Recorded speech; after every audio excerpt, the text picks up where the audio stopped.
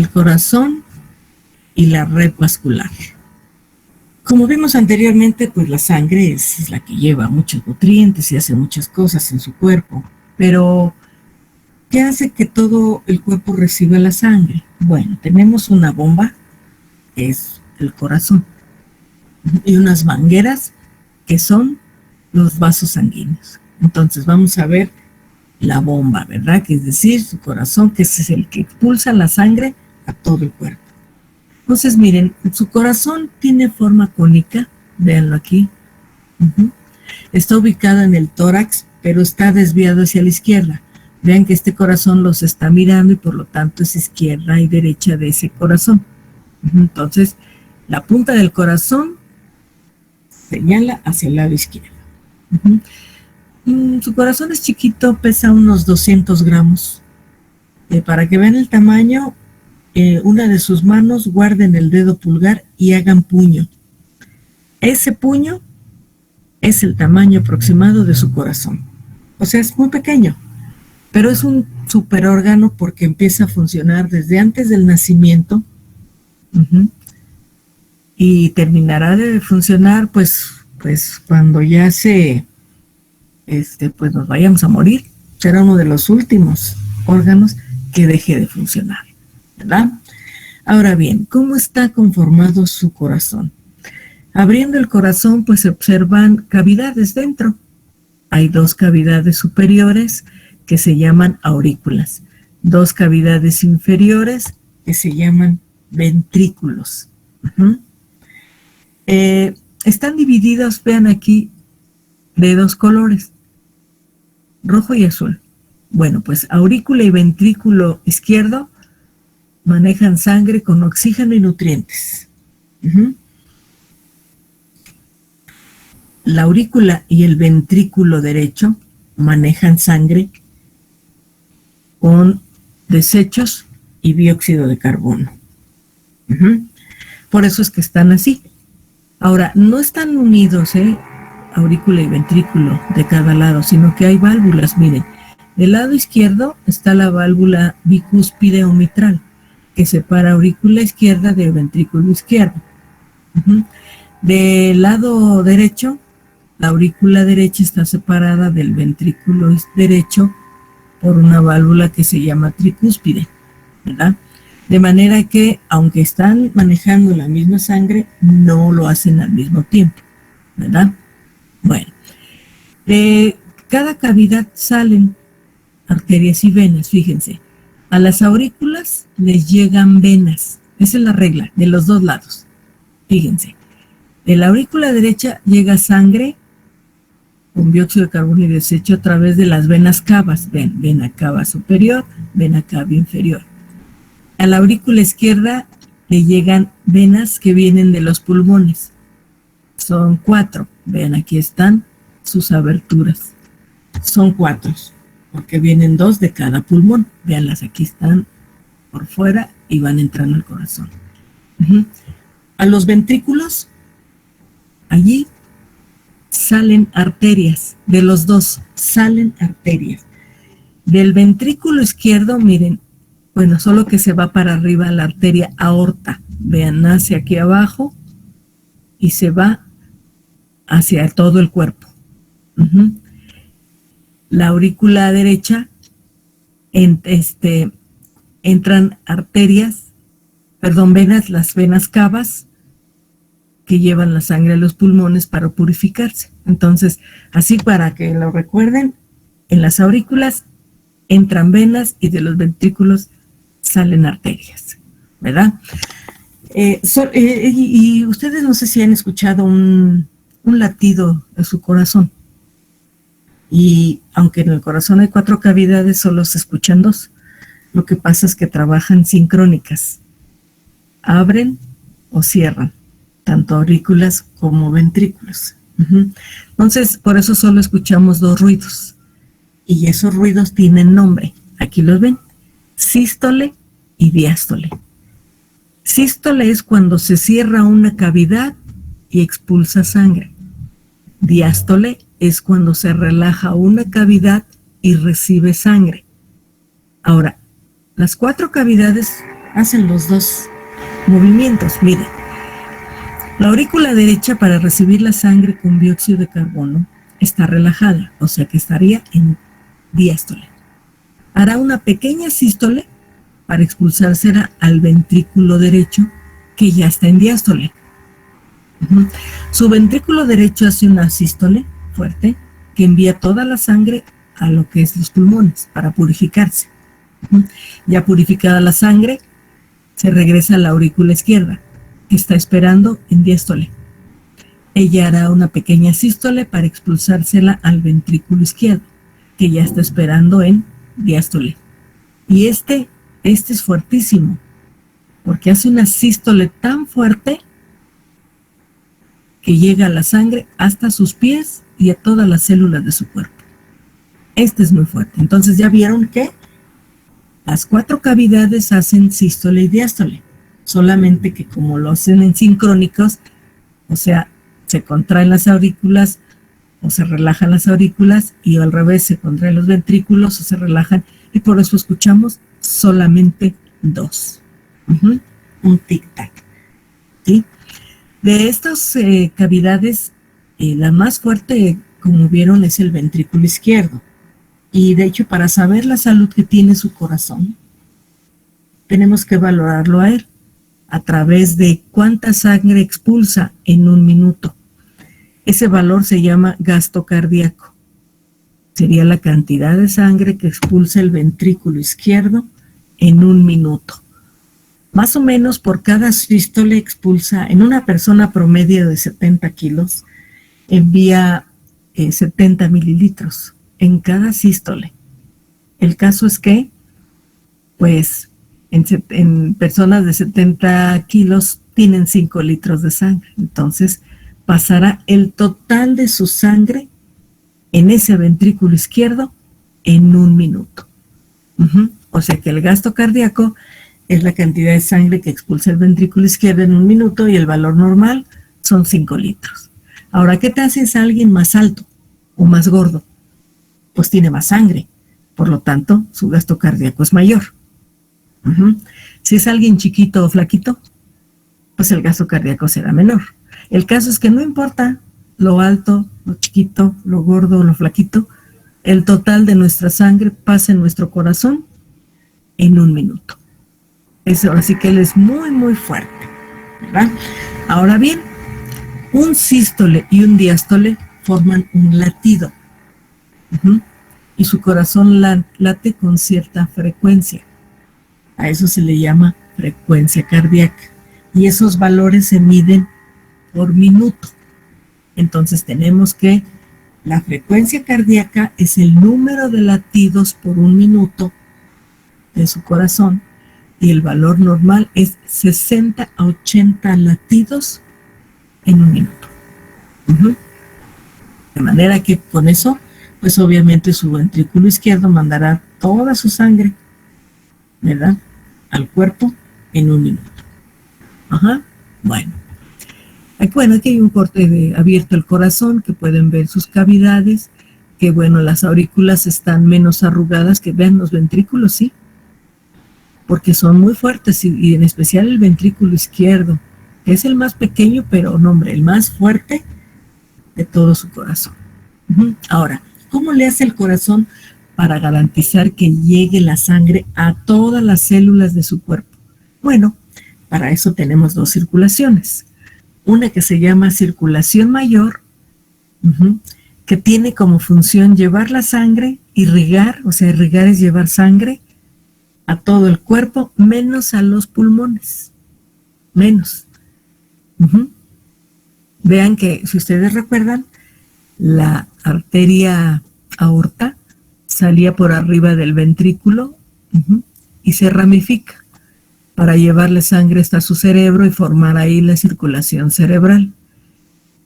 Se ramifica y baja al hígado, y allí es importante, hay una circulación muy especial que se llama circulación porta. Esta circulación porta, bueno, el hígado, todo lo que comemos se filtra en la sangre. Acuérdense que pasa al intestino delgado y de allí pasará al hígado para purificarse. Por ejemplo, de los alimentos, por ejemplo, si comemos verduras, los insecticidas y fertilizantes que a veces tienen no nos hacen bien.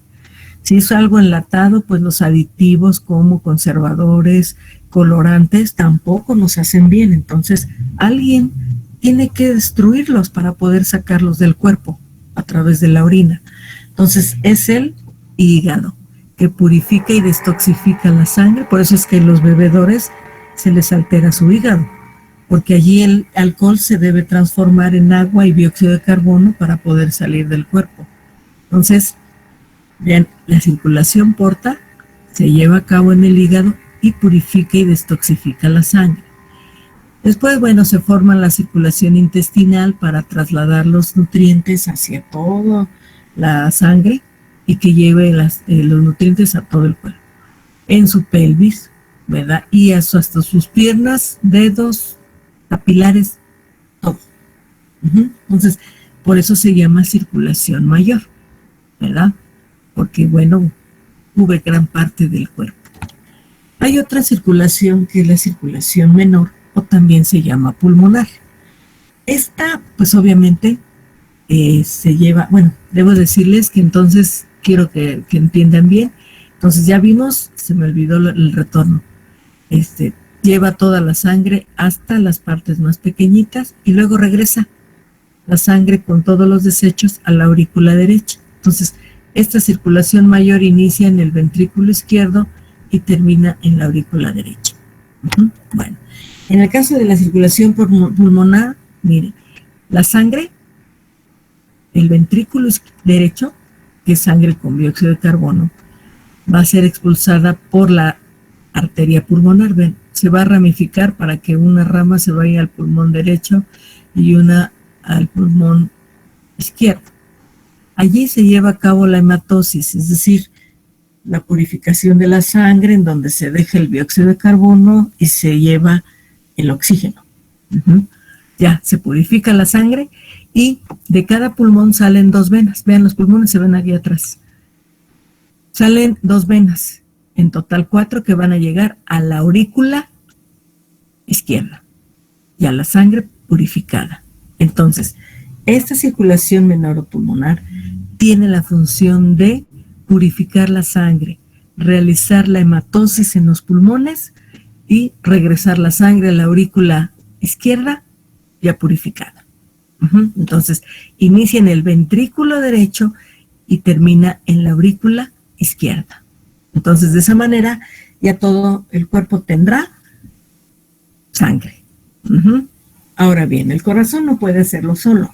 Necesita, obviamente, de sus auxiliares, que son la red vascular, que son los vasos sanguíneos, las arterias y las venas. Entonces, miren ustedes.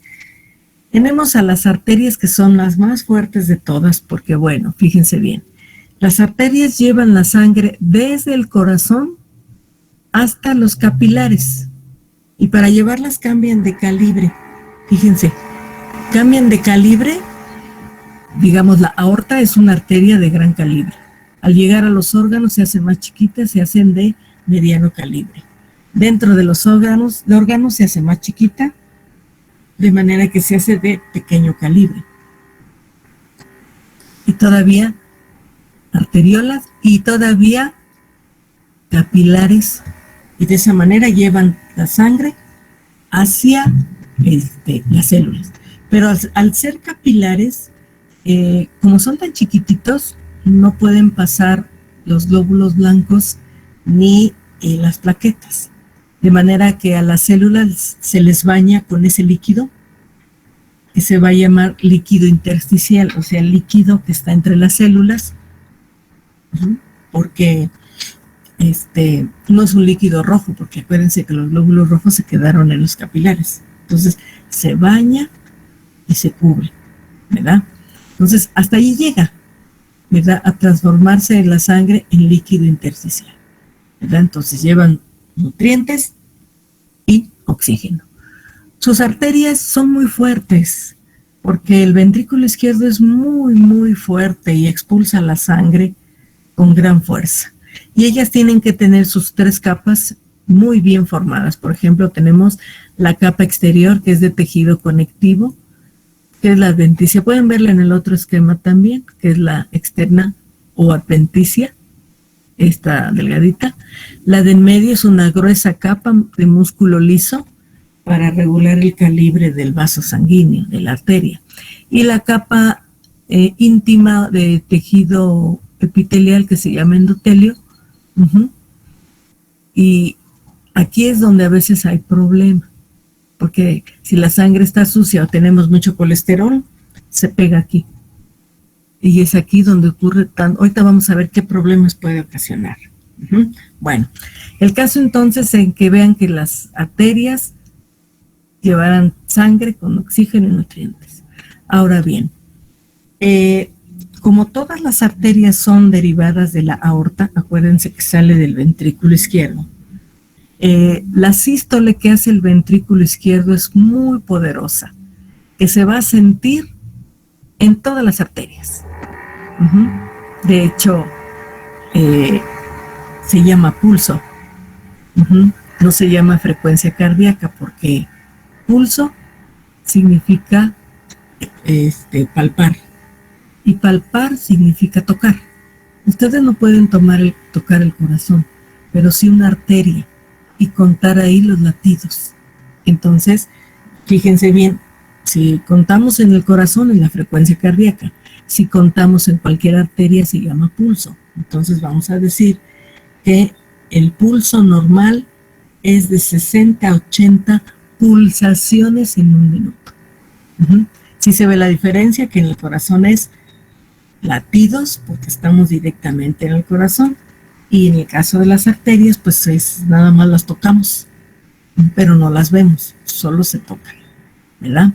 Ahora bien, les decía yo que el ventrículo izquierdo manda con mucha fuerza la sangre y las paredes de las arterias se deben resistir. Eso marca lo que es la presión arterial. La presión que ejerce la sangre en las paredes de las arterias. Y las arterias deben tener muy buena forma porque si no, se rompen. La sangre no se para, salvo se para el corazón. Entonces, si hay aquí mucho colesterol, se va encogiendo, ¿no?, la arteria porque está ocupado el espacio con el colesterol. Y eso puede hacer que les dé una embolia, un derrame cerebral, una trombosis.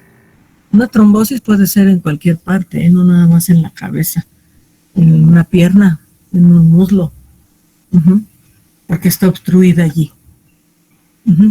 Ahora, no sé si alguna vez les han tomado la presión arterial con un aparato en la muñeca o con un aparato en el brazo. Entonces, ya que entendimos que la presión arterial es la fuerza que ejerce la sangre en las arterias. Y tenemos aquí valores normales promedios, 120 sobre 80 milímetros de mercurio. Esos valores corresponden a sístole y diástole. ¿Y cuál es ese? Bueno, el 120 pertenece a sístole, que es cuando expulsa el ventrículo izquierdo la sangre, ¿verdad? Este es el valor normal, 120, pero hay rangos. Puede ser normal hasta 140 cuando hacemos ejercicio. O puede ser normal hasta 100 cuando no hemos comido o hace muchísimo frío, ¿verdad? Entonces, esos son sus rangos. Para arriba 140 y para abajo 100. El 80 corresponde a la diástole. Cuando el corazón se relaje, el ventrículo se relaja para recibir la sangre. Entonces, el valor promedio es 80, lo máximo normal es 90 y lo mínimo normal 60.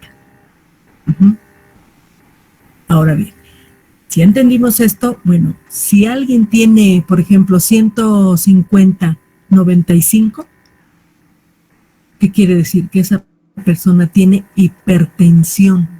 Significa que sus arterias no están bien y que están un poco cerradas y la sangre a fuerzas está pasando. Por eso aumenta la resistencia. Y como les decía hace un momento, no, la sangre no se detiene, se rompe el vaso sanguíneo. Ahora, las personas tienen síntomas cuando tienen hipertensión. tienen dolor de cabeza, mareo, náusea, puede haber vómito, zumbido de oídos, visión borrosa.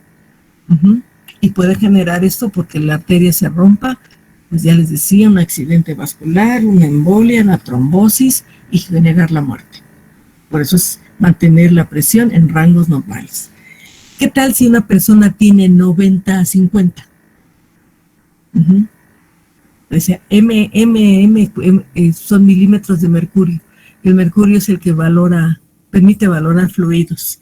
Entonces, si tiene menos o sea, de 90 a 50, eso se llama hipotensión.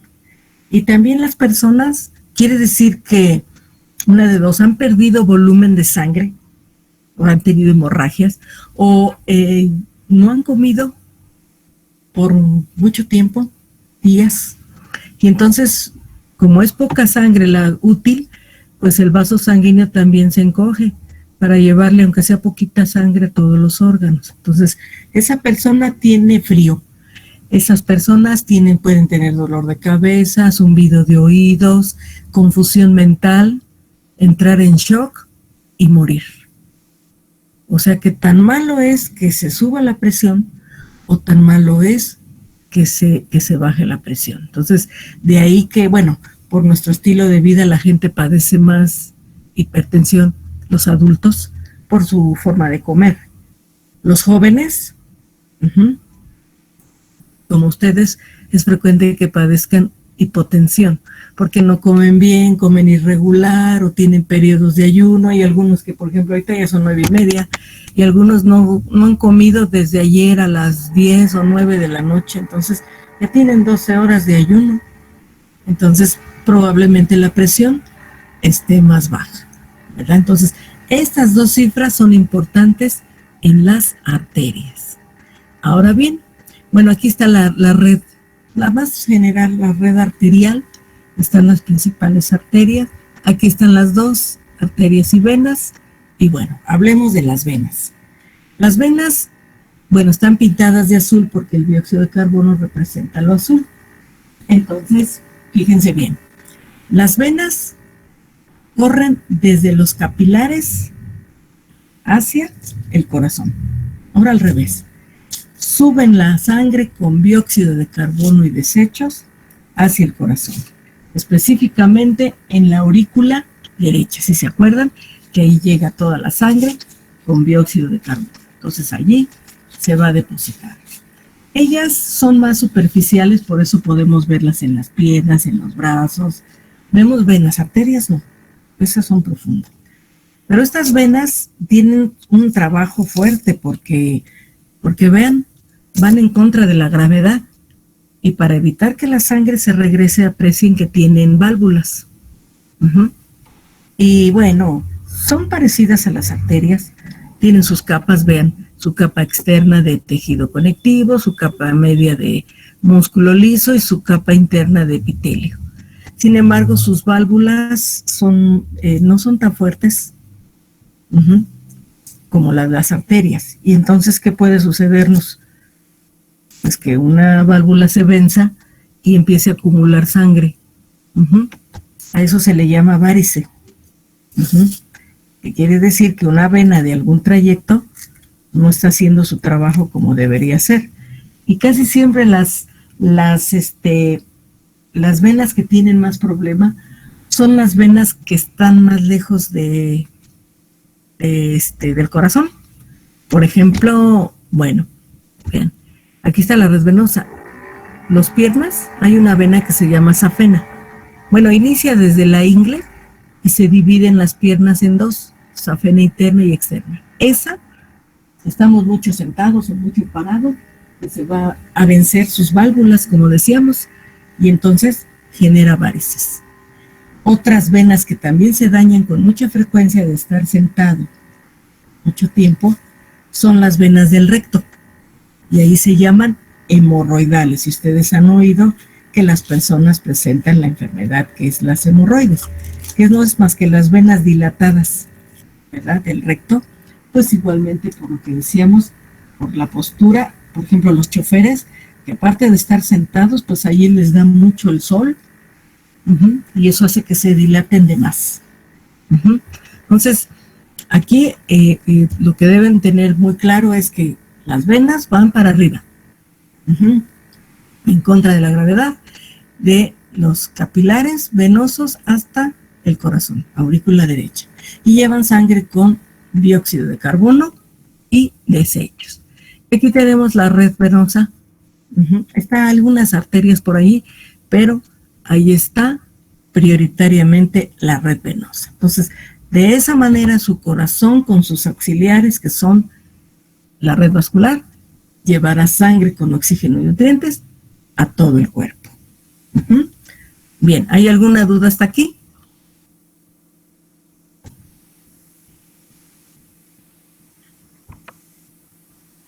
No, maestro.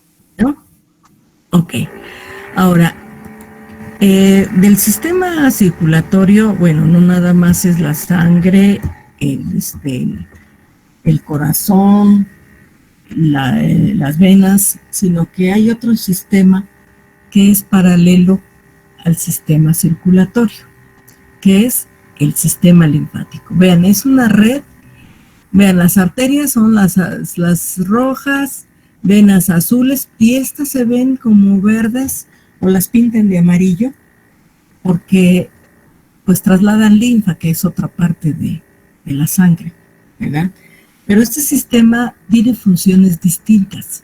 Por ejemplo, limpia la sangre de restos celulares, de microbios, de células muertas.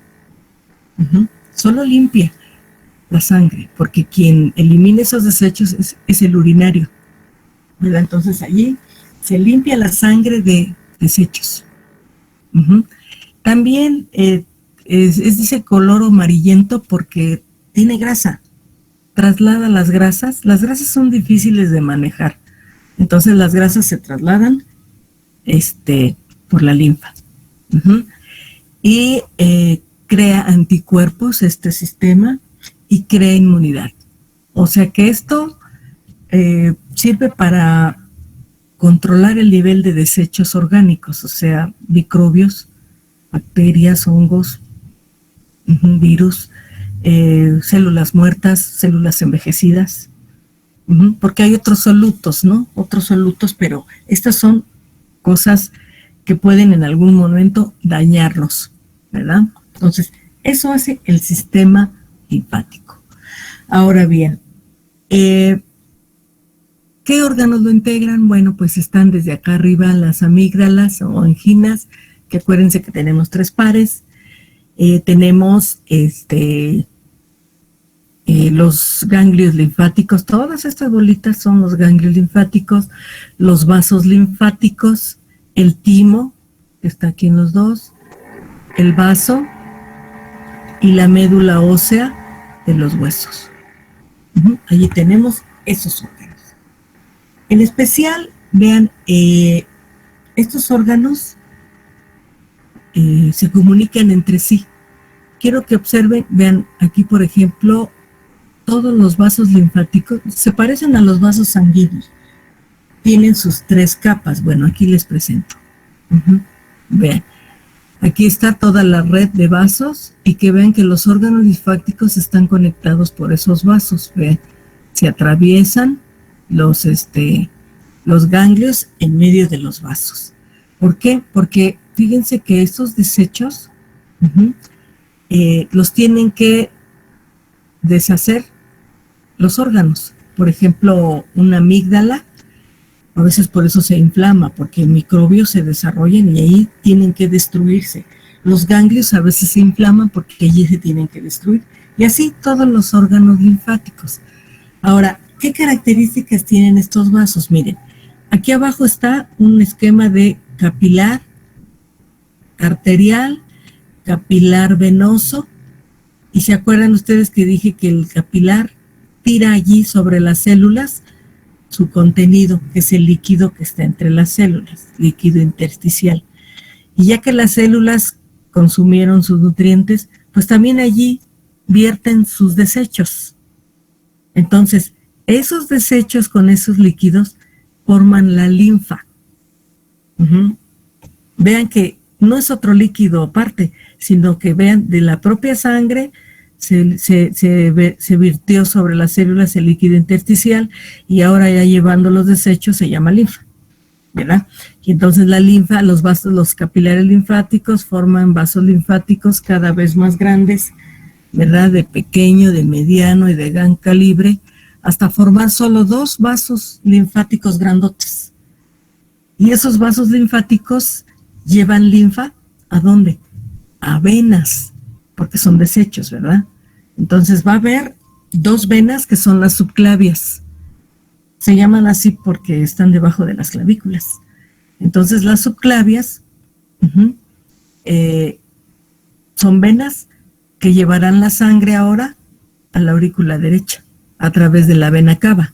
Entonces vean que la linfa en sí no es un fluido diferente, sino deriva de la sangre, hace su función y otra vez regresa a la sangre. Entonces ustedes podrán entender que cuando decimos que la sangre de las venas lleva desechos, pues realmente sí lleva muchos desechos. Ahora, estos vasos, se dice que son vasos ciegos. Si ustedes observan, no aparece el corazón por ningún lado, porque estos no salen directamente del corazón, como las arterias, ¿verdad? Ni tampoco se comunican directamente al corazón, porque lo hacen a través de otras venas. Entonces, se dice que son vasos ciegos porque van empujando la linfa. Mira, aquí está la entrada de la linfa, y ya que pasó la linfa, se cierran.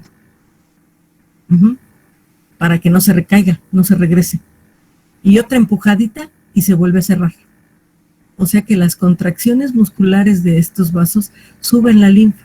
El caso es que, bueno, tienen un trabajo importante. Movemos por día unos 3 litros de linfa. Fíjense, solo eso, 3 litros. Por todos los movimientos que hacen. A diferencia del corazón, ¿no? Que vean que maneja hasta 5,000 litros al día, porque son 5 litros por minuto. Entonces, eso es poco a poquito, ¿verdad? Pero el caso es que llevan todas las impurezas a todos los órganos linfáticos. Por ejemplo, aquí está un ganglio linfático, que vean que allí llegará el vaso linfático y le lleva microbios, y allí son destruidos y desintegrados. Y ya, se van a eliminar. Ahora bien, vean, aquí en especial los vasos linfáticos están penetrando los órganos linfáticos, a todos, y de hecho más en los ganglios linfáticos, porque miren, los ganglios linfáticos o las amígdalas limpian el aire que entra por la nariz o por la boca cuando hablamos o comemos, de microbios, ¿verdad? Hay una gran cantidad en las axilas y ustedes dicen, ay, ¿y ahí cómo va para afuera? No, aquí tenemos la mama, las glándulas mamarias, y las glándulas mamarias tienen pezones. Los pezones tienen más o menos 10 hoyitos, orificios. En las mujeres podemos ver que es por ahí sale la leche. Pero los que no estamos embarazados ni embarazadas, bueno, tenemos pezón y tenemos esos hoyitos. Entonces, esos hoyitos sí dan al exterior y por ahí pueden entrar impurezas. De hecho, cuando las mujeres nos hacemos la exploración de mama, cada mes, acuérdense, después de la menstruación hay que explorar la mama, tenemos que sentir. Y si sentimos bolitas y eso, pues tenemos que ir al médico rápido, porque ahí empieza el cáncer mamario, ¿no? Entonces, puede ser un ganglio inflamado o pues sí, ya puede ser una tumoración. Entonces, los ganglios linfáticos avisan cuando se inflaman que algo está pasando. En el abdomen hay muchos también, porque acuérdense que la linfa lleva la grasa. Entonces, la grasa se absorbe en el intestino. También hay una gran cantidad en los genitales externos, pues porque allí está la uretra que saca la orina, está el recto y el ano que sacan el excremento, y en nosotras tenemos el orificio vaginal. Entonces, vean, están estas aglomeraciones en sitios donde puede haber entrada de muchos gérmenes. Ahora bien, ¿qué tiene la linfa? Hablamos de la linfa, pero bueno, ¿qué es la linfa? La linfa, ya saben, es un líquido que lleva desechos. Tiene más del 90% de agua a veces hasta el 95%, y tiene sales, ¿verdad? Sodio, cloro, potasio, magnesio, tiene mucha glucosa, tiene unos glóbulos blancos muy especiales que se llaman linfocitos, ¿verdad? Tiene las proteínas del plasma, vean que está la globulina, la albúmina, el fibrinógeno, contiene los lípidos o las grasas del cuerpo, ¿verdad?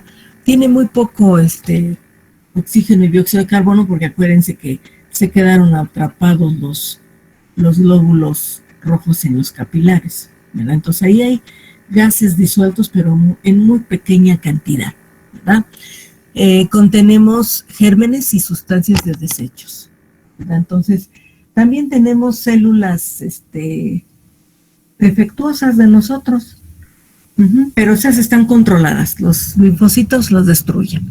Entonces vean, eso es la composición de la linfa. Ahora bien, tenemos otros órganos linfáticos, ¿no? Como ustedes ya vimos, están las amígdalas, 3 pares, la faringe, palatina y lingual. El timo lo tenemos muy desarrollado con la infancia, cuando somos niños. Porque a partir de los 7 años se va haciendo chiquito, de manera que ustedes y yo tenemos vestigios del timo, pero sigue funcionando, ¿verdad? En la médula ósea, en los huesos, es donde se forman también y se destruyen, y el vaso, que ven que aquí está atrás del estómago, ahí está el vaso. Es como frijol, ¿no? Unos 12 centímetros, pero es rojo. Es el único órgano linfático, vean, que es de color rojo. Y es porque el vaso es muy importante. Él produce células de la sangre, de todas, glóbulos blancos, rojos y plaquetas. Él madura estas células, de manera que ahí están las reservas de sangre. Y finalmente, destruye las células. O sea que el vaso hace todo. Produce, madura y destruye. Y como parte de las células son los glóbulos rojos, bueno, pues por eso es que es de este color. Ahora bien, para defendernos de los microbios, todos los órganos de su cuerpo intervienen. Ellos, cuando se trata de gérmenes agresivos, como por ejemplo ahorita el COVID, perdón, o igual la influenza, el sarampión, ¿verdad? Pero el resto de sus órganos se va a defender. Fíjense bien. Decíamos en un momento que que estos órganos generan linfocitos. Bueno, los linfocitos, grosso modo diré que solamente hay linfocitos T y linfocitos B. Los linfocitos T, miren, viajan en la linfa, andan ahí paseando, detectando restos celulares, microbios, células muertas, células viejas, y cuando se la encuentran, se la comen. Y dentro tienen enzimas y las destruyen. A eso se le llama fagocitosis, porque fago es comer o tragar células. Ahora bien, los gérmenes pues también quieren defenderse y entonces se esconden entre los tejidos, entre los órganos. Entonces los linfocitos T, se arrastran, así como si fuera una amiba. Se arrastran hasta llegar a los tejidos, y ya que ven los microbios, vean, hacen como extensiones, ¿no? Como tiras, como hilos, los atrapan y se los comen. Pero en sí, la diapedesis es ese arrastre, ese cruce de tejidos hasta llegar donde están los microbios, y luego hacen fagocitosis, ¿no? Primero la diapedesis, ir atrás de ellos, encontrarlos y luego se los comen. Ahora bien, ¿qué pasa cuando un germen es agresivo? Por ejemplo, un virus. Liberan toxinas y eso hace que nos dé fiebre y malestar. Y de hecho, imagínense que es un virus muy agresivo, se lo come el linfocito T, y quien se muere es el linfocito, pero ya con el germen dentro. Y como los gérmenes y virus se reproducen muy rápido, el sistema nervioso es avisado que nos están invadiendo. Entonces dice el sistema nervioso, ¿saben qué? Que los órganos linfáticos lleven ese germen a su interior y produzcan anticuerpos. Entonces, fíjense, los órganos linfáticos generan linfocitos B. Esos nunca salen como los linfocitos T. Ellos se quedan siempre allí. Entonces, fíjense, allí se lleva a cabo una reacción que se llama antígeno-anticuerpo. ¿Qué quiere decir esto? Que el antígeno, acuérdense que en grupos sanguíneos vimos que es una proteína o es un microbio. Entonces se va a hacer el antígeno, el microbio que se comió el linfocito, y la función del linfocito B es producir anticuerpos, es decir, lo desintegra para generar anticuerpos. Entonces, una vez que se generó el anticuerpo, las nuevas células que se forman, linfocitos T, dicen, ya tiene el nuevo anticuerpo, y otra vez se pueden controlar los gérmenes, ¿verdad? Todos los órganos linfáticos hacen eso. Ahora bien, cuando algún germen nos invade, o sea, su cuerpo no identifica si es un germen malo o un germen bueno. Lo que importa es que su presencia, pues, se tiene que eliminar. Entonces, para eso tenemos los mecanismos de resistencia. Los mecanismos de resistencia van a ser cómo nuestro cuerpo responde al ataque de los gérmenes. Entonces, como les decía hace un momento, todos los órganos se ponen alerta. Entonces, fíjense bien.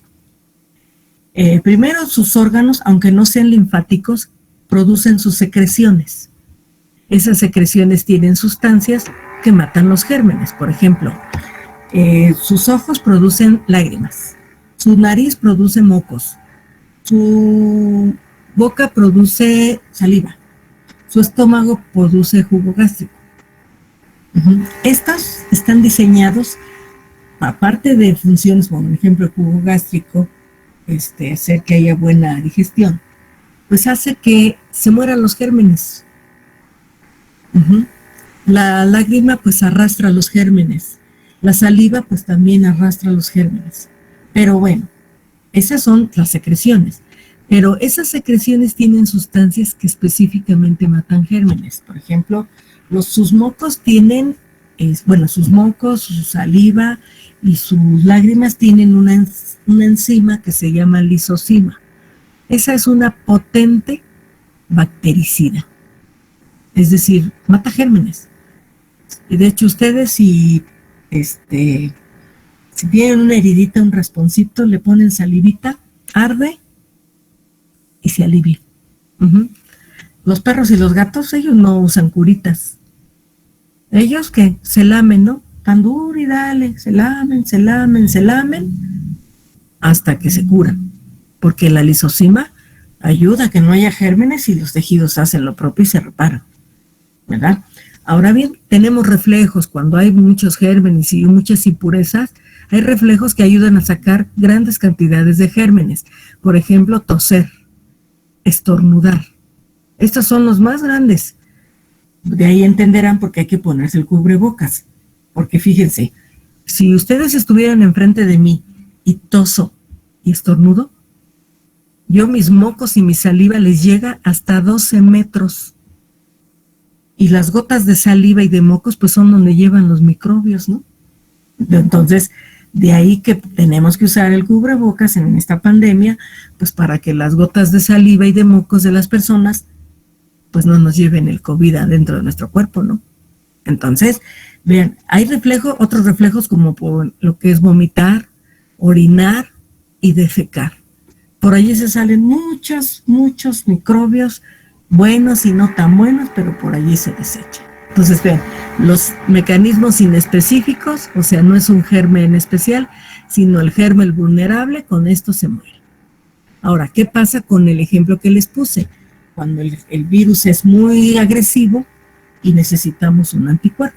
Para eso se activan los mecanismos de resistencia específicos, que más bien la conocemos como inmunidad. Y entonces, tenemos dos tipos de inmunidad, la que se llama natural y la que se llama adquirida. Natural es porque en nuestra genética, por solo ser humanos, la desarrollamos, la tenemos. Pero esto es diferente, ¿no? La inmunidad de los negros, de los mexicanos, de los estadounidenses, de los rusos, sí, ¿verdad? O sea, anglosajones, caucásicos, chinos, orientales, todos, por ser humanos en nuestra genética, tenemos nuestra propia inmunidad. Otra forma de desarrollar la inmunidad natural es enfermándonos, padeciendo la enfermedad y haciendo que los linfocitos B generen anticuerpos. Y eso nos va a dejar protegidos siempre contra esos gérmenes. Y depende de nuestra inmunidad, de nuestro grado de nutrición. Aquí por eso puede ser una inmunidad individual. Ahora bien, en la adquirida, pues quiere decir que vamos a adquirir, ¿no? De alguna manera que nos sea propia defensas. Y entonces tenemos dos tipos, la materna y la artificial. La materna, bueno, nuestra mamá, por su placenta, nos dio los anticuerpos de todas las enfermedades que ella tuvo. Cuando nacimos, pues si nos dio leche materna, pues también allí nos dio sus anticuerpos. Pero es temporal, porque son anticuerpos, ¿no? No hay microbios, solo anticuerpos. Hay otra forma de adquirirlas, que es a través de vacunas. El acto de vacunarse se llama inmunización. Entonces, hay dos tipos de vacunas que generan la inmunización activa y la inmunización pasiva. La inmunización activa van a ser vacunas que tienen gérmenes, pero gérmenes de laboratorio, no crean que cualquiera. Gérmenes que pues ya no generan la enfermedad, pero con solo meternos a nuestro cuerpo, acuérdense, se genera inmunidad, se genera el antígeno anticuerpo y vamos a quedar protegidos siempre contra esos gérmenes, porque ya siempre vamos a producir el anticuerpo. Si el germen cambia o muta, pues ya no, porque ya cambió, ya no es el mismo, ¿verdad? Por eso está pasando esto ahora, que los gérmenes mutan y a veces las vacunas tienen varios tipos por la posibilidad que haya de mutación. Bueno, pues hay varios tipos. Ejemplos de estas vacunas están la de la poliomielitis, la de la rubiola, del sarampión, de la hepatitis, de la influenza, del papiloma. Y bueno, próximamente tendremos del COVID. Entonces, son vacunas que, bueno, tienen tres características. Se utilizan gérmenes de laboratorio, se hace en nuestro cuerpo la reacción antígeno-anticuerpo y por lo tanto será permanente. Si las cepas cambian, pues ahora sí ya no. Ahora, la inmunización pasiva se llama así porque se trata de vacunas que no se utilizan gérmenes, solo sus anticuerpos. Y como solo se usan anticuerpos en forma de gamas, globulinas, sueros y demás, no se hace la reacción antígeno-anticuerpo. Por lo tanto, serán temporales. Hay que volverse a vacunar. Ejemplos de estas son la vacuna del tétanos, que nos tenemos que revacunar, la vacuna de la rabia, la vacuna o el suero si nos muerde una serpiente o si nos pica un alacrán, son sueros que son anticuerpos, ¿verdad? Por ejemplo, si los muerde un perro hoy, por andar en la calle, que no deberían, y los vuelve a morder en marzo, qué pena, tienen que vacunarse ahorita y tienen que vacunarse en marzo. Porque acuérdense que son anticuerpos que se usan y sirven de manera temporal, porque no se hace la reacción antígeno-anticuerpo en sus células, ¿verdad? Y entonces, por eso es que esos se pierden. Y hay que revacunarse. Entonces, así es como nos defendemos de todo el ataque de los gérmenes, ¿verdad? Pero ahora falta, ¿cómo lo sacamos del cuerpo? Porque acuérdense que la sangre es la que recibe todo. Y entonces, para sacar toda esa cantidad de montones de desechos, pues ahora sí, hablemos del aparato urinario. Ese sí, va a sacar al exterior todo lo que no sirve, ¿verdad? Va a recopilar todo el sistema circulatorio y lo va a sacar. Entonces, vamos a ver cuáles son las funciones del aparato urinario. Bueno, todos conocemos que se forma la orina. Esa es la función más facilita, eliminar los desechos líquidos de la sangre a través de la orina. Ajá. Pero el aparato urinario hace otras cosas muy, muy importantes. Por ejemplo, regular el nivel de agua dentro y fuera de las células. Fíjense, dentro y fuera de los miles y millones de células que tenemos. Regula el volumen de sangre que cada uno debe tener. Regula la presión arterial. Y regula el pH de la sangre. Debe mantenerse, acuérdense que la sangre en 7.35 a 7.45, porque si no vamos a tener enfermedad y nos podemos morir. Entonces, vean, esas funciones no son tan conocidas por los riñones, pero sí saben, por ejemplo, los que tienen hipertensión, que les dan diuréticos, ¿verdad? Para que orinen, para que la sangre no esté cargada de tanta agua. Y de esa manera su corazón no sufra y funcione mejor. Entonces, vean, tiene que ver, ¿verdad?, con el corazón, con la sangre, este aparato urinario. Ahora bien, ¿qué órganos lo integran? Pues ven, aquí están los 2 riñones, aquí están los 2 uréteres, una vejiga y una uretra. De estos, pues las partes más activas son los riñones. Tenemos 2, riñón derecho y riñón izquierdo. Se encuentran en la parte posterior de la cavidad abdominal. El caso es que, bueno, los riñones son chiquitos, tienen pues unos 12 centímetros de longitud, 5 de ancho y hasta 2 de espesor, pero son muy, muy pequeños. El caso es que, bueno, ¿qué forma cada riñón? Bueno, pueden ver en cualquiera, esta imagen está más grande. Esta es la corteza renal. Aquí está completa porque aquí ya está cerrada la corteza renal. Tenemos estructuras dentro que están aquí, que son las pirámides renales. Esto, bueno, aquí pueden ver, aquí están las pirámides renales. Hay unos conductitos chiquitos o coladeritas chiquitas que son los cálices menores, unos más grandes que son los cálices mayores.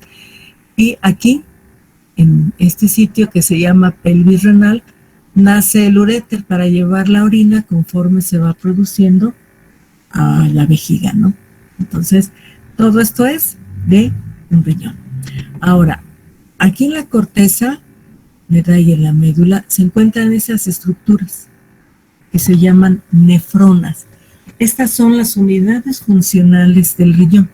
Tenemos muchas, un promedio de 1 millón en cada riñón, al menos con esas nacimos, ¿verdad? Que son pequeños sistemas de filtración, son como vasos sanguíneos que filtran. Entonces, fíjense, ¿qué partes tiene una nefrona? Tiene una bolita donde hay más vasos sanguíneos filtrando, se llama glomérulo. Tiene su capa arriba, su cubierta, que se llama cápsula de Bowman, que también filtra. Entonces, este glomérulo está conectado a una serie de conductos. Entonces se llama contorneado proximal porque está cerca del glomérulo, y contorneado porque está como retorcido. Luego se estira el conducto, forma el asa de Henle, y luego otra vez se vuelve a retorcer y se llama ahí tubo contorneado distal al glomérulo, y el más grueso de todos es el tubo colector. Allí se recopila todo. Entonces, la nefrona en sí es donde hace todas las funciones que acabo de decirles: regular el pH, el nivel de líquidos, el volumen de sangre y eliminar los desechos líquidos de la sangre. Solo vamos a revisar cómo se forma la orina. Es la función más facilita, ¿verdad? Entonces, para formar orina y eliminar los desechos líquidos de la sangre, porque para eso sirve el sacar la orina, se realizan 3 procesos: filtración, reabsorción y secreción. Porque la excreción es ya que se expulsa, ¿verdad? Pero estos 3, filtración, reabsorción y secreción, son los que intervienen para producir y eliminar los desechos líquidos de la sangre. Aquí este esquema les va a ayudar un poquito más a entender. Aquí yo puse unas flechitas, le agregué unas flechitas para que supieran qué sucede. Entonces, fíjense bien. Tenemos la F, que significa filtración, la R, reabsorción, la S, secreción, y la E, excreción, que ya es fuera. Entonces, fíjense bien. Toda la sangre pasa en las nefronas, toda la sangre se filtra. Más o menos 125 mililitros por minuto. Nos da un total por día más o menos de 180 litros de sangre que filtra, ¿verdad? Entonces, fíjense, el primer paso es la filtración glomerular, que quiere decir que los líquidos solutos pasan por el glomérulo, por eso se llama filtración glomerular, porque se lleva a cabo en el glomérulo. Ese es el paso 1. El paso 2 es que se reabsorbe todo lo útil. Entonces, todos los líquidos y solutos útiles se reabsorben en los tubos. Por eso se llama reabsorción tubular. Entonces, vean, aquí está la R se reabsorbe en los tubos renales. Y luego tenemos la secreción. La secreción, vean, es la S, que está también en todos los tubos, y la secreción en especial tiene dos funciones: depositarle a la orina los restos o desechos de la sangre. Todo lo que nos sirve se va ahí, se deposita y se acumula aquí en el tubo colector. Y parte de los desechos es sodio, calcio, potasio, magnesio. Pues esos 4, allí en el tubo colector, en la secreción tubular, regulan el pH de la sangre. Por eso están los 3 procesos, ni uno es menos importante que el otro, los 3. Y de hecho la secreción tubular hace 2 funciones en lugar de 1, ¿verdad? Acumular los desechos de la sangre y regular el pH, ¿verdad? Y luego pues ya, obviamente, se va chorreando, ¿verdad?, por los tubos hasta la pelvis renal. Aquí están, ven, se filtran, ven, aquí hay nefrona, se va ahí yendo, se va produciendo orina y se va escurriendo por los uréteres. Bueno, ahora bien, ya hablamos ya cómo se hace la orina con los 3 procesos. Ahora, ¿qué características tiene la orina? Bueno, primeramente deben saber sus características físicas. Deben saber que la orina que se produce en un día se llama diuresis. Ese es un término. Y ahora, ¿qué cantidad o volumen de orina es por día? Normalmente se generan 1 o 2 litros por día. Esto depende de la ingesta de líquidos, de la actividad física y de lo que comemos. Porque si comemos más cosas de animales, carne y derivados o medicamentos, pues obviamente la orina se produce en menos cantidad porque el riñón trabaja más. Entonces, obviamente si tomamos más agua, pues obviamente nuestra orina estará más abundante, que sería una diuresis mayor, ¿verdad? Ahora, hay mucho lío en que ¿cuánta agua debo tomar? ¿Cuánto? Bueno, se sabe que decimos que 1 o 2 litros, pero ¿saben? Podemos saber cuánta agua debemos consumir. Ustedes y yo por litro de peso, por kilo de peso, debemos consumir 35 mililitros de agua. Entonces ustedes no tienen más que multiplicar su peso por 35 y entonces ya sabrá cada uno de ustedes cuánta cantidad de agua deben tomar.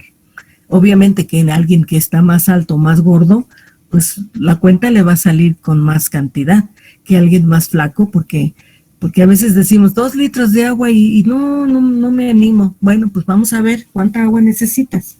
Y entonces, sin poner pretexto, pues debemos consumir. Entonces, esa es la diuresis, el volumen de sangre producido en un día. La micción es el acto de orinar. Y orinamos en promedio de 3 hasta 8, 10 veces al día. Eso depende igual de cada persona. Ahora bien, otras características de la orina es que es amarilla, amarillo, ámbar. Entre más clarita el color sea más bajo el amarillo, quiere decir que la cantidad de agua es la correcta. Debe ser transparente, amarillenta pero transparente. Tiene solutos, ¿se acuerdan que hay desechos? Y los solutos pesan. Y para saber cuántos solutos tenemos, para eso está lo que se llama la densidad.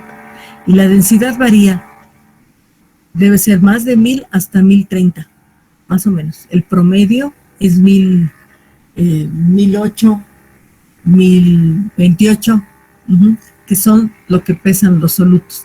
Siempre en miliosmoles, Entonces tenemos aquí cuánto pesa. El pH de la orina también varía mucho de acuerdo a lo que comemos, que puede ir de 4.5 hasta 8. Bueno, 8 son los que comen proteínas, que hacen ejercicio, ¿verdad? Pero bueno, también es importante la orina. La orina tiene un olor muy insípido cuando acabamos de expulsarla, pero si se deja allí, se libera el amoníaco y entonces olemos a orines, ¿no? Decimos, huele a orines, pero es porque olemos el amoníaco, ¿verdad? Entonces, ahora bien, la temperatura a la que se expulsa la orina es 37 grados centígrados, pues porque estaba dentro de nosotros, y acuérdense que adentro estamos en 37 grados centígrados. Ahora bien, ¿qué solutos hay? ¿Qué desechos son?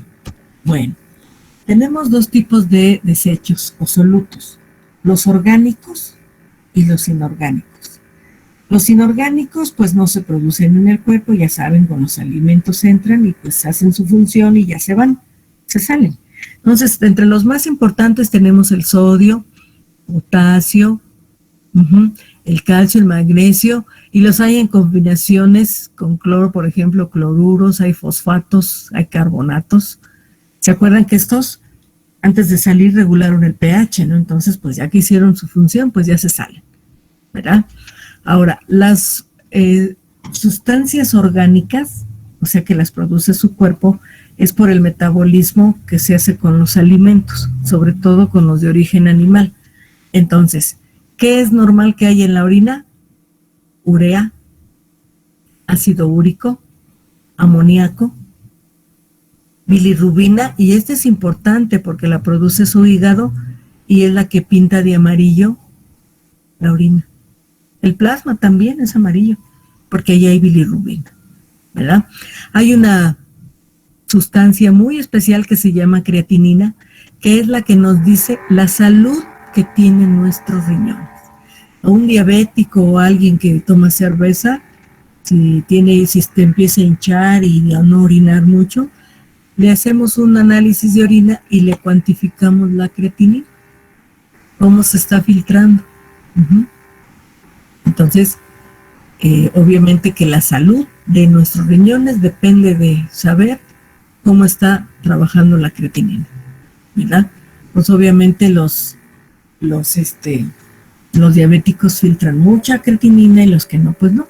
Aquí hay valores de referencia, pero no se los tienen que aprender. Entonces, pero sí saber qué sustancias. Hay otros aminoácidos como urinas, el ácido hipúrico. El caso es que vean que es muy simple lo que tiene la orina.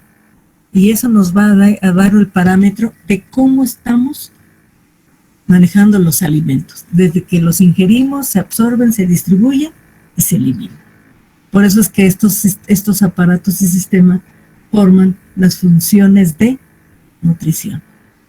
Ahora bien, ya que vimos la orina, pues hay otros órganos, ahora falta sacarla, ¿no? Entonces otros órganos que nos van a ayudar a eliminar la orina del cuerpo. Entonces tenemos los uréteres, miren, que nacen en la pelvis renal y son conductitos que van hacia la vejiga, ¿no?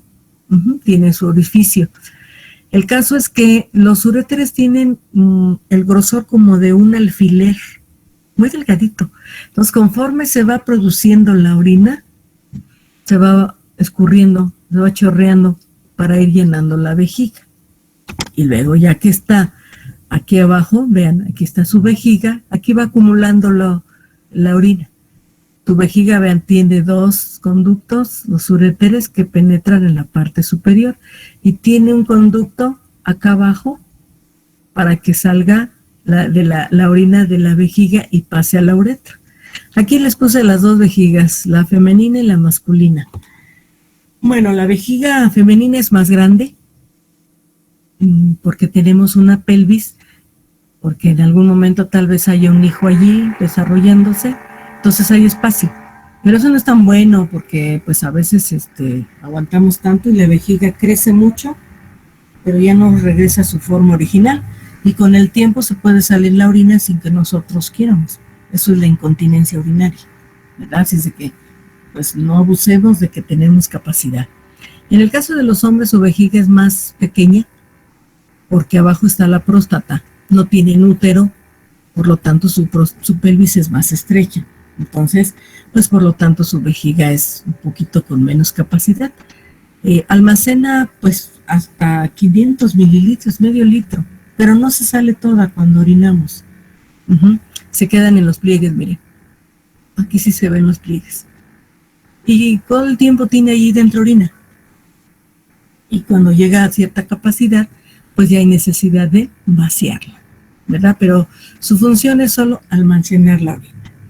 Ahora bien, para ya en sí expulsar la orina, pues está la uretra. La uretra es un conducto, vean, que baja de la vejiga. Y bueno, en este caso, fíjense, nuestra uretra es chiquita. La uretra, esta es la femenina. La uretra femenina es muy chiquita, mide unos 5 centímetros, desde la vejiga hasta la salida en los genitales externos. Por eso se nos infectamos más que a los hombres, porque nosotros nos sentamos para orinar y a veces el chorro salpica y se infecta. O las mujeres usamos la ropa tan ajustada que desarrolla hongos o bacterias y se infecta. O hay chicas que no usan ni ropa interior, esos elásticos, no, es una aberración. Eso tal vez ahora ya lo usan como pantalones o esos leggings y eso no está bien.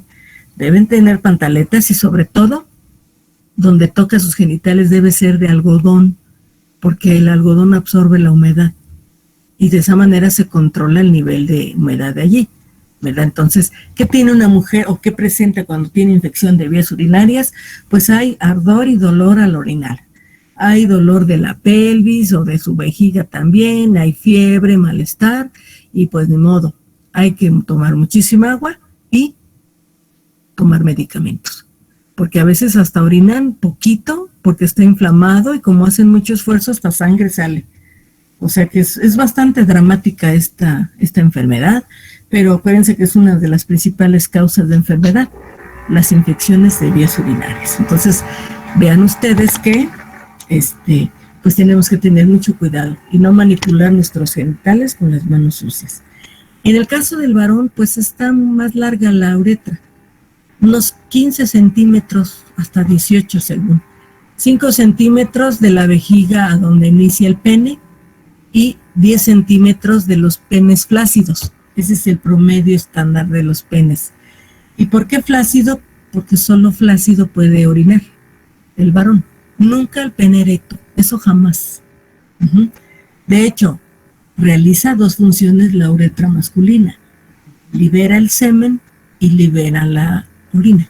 Pero las dos cosas al mismo tiempo no. Miren, cuando el pene está flácido, así como ven aquí, se libera el conducto de la vejiga y entonces pues ya puede salir la orina. Cuando el pene está erecto, se obstruye el conducto de la vejiga y se libera acá abajo el conducto de la próstata y entonces sale semen. ¿Podrá alguien decir, a alguien hicieron un análisis de orina y ahí había semen? Pues sí, claro que sí, porque puede haber restos de semen en el trayecto de la uretra, pero no significa que eyaculó en el momento que orinó. O al revés, puede ser que haya orina en el semen. Entonces, porque igual hay restos de orina aquí y al expulsar el semen pues también se arrastran, ¿verdad? Pero las dos funciones al mismo tiempo no se realizan. Orinan o eyaculan. Ahora, los hombres también pueden generar enfermedades de vías urinarias, ¿no? Porque igual, bueno, los hombres no utilizan la ropa ajustada. ¿Y saben por qué? Porque se quedarían estériles. Ahora que veamos reproductor masculino, la ropa a confección de hombres está holgada a nivel de genitales, con la intención de que no se mueran las células que producen los espermas, ¿verdad? Pero igual pueden padecer infección de vías urinarias si tocan sus genitales, pues con las manos sucias, ¿no? Y entonces vean, todo este recorrido, todos los sistemas que utilizamos para el recorrido de los alimentos, desde que ustedes los ingieren hasta que sus productos finales se desechan.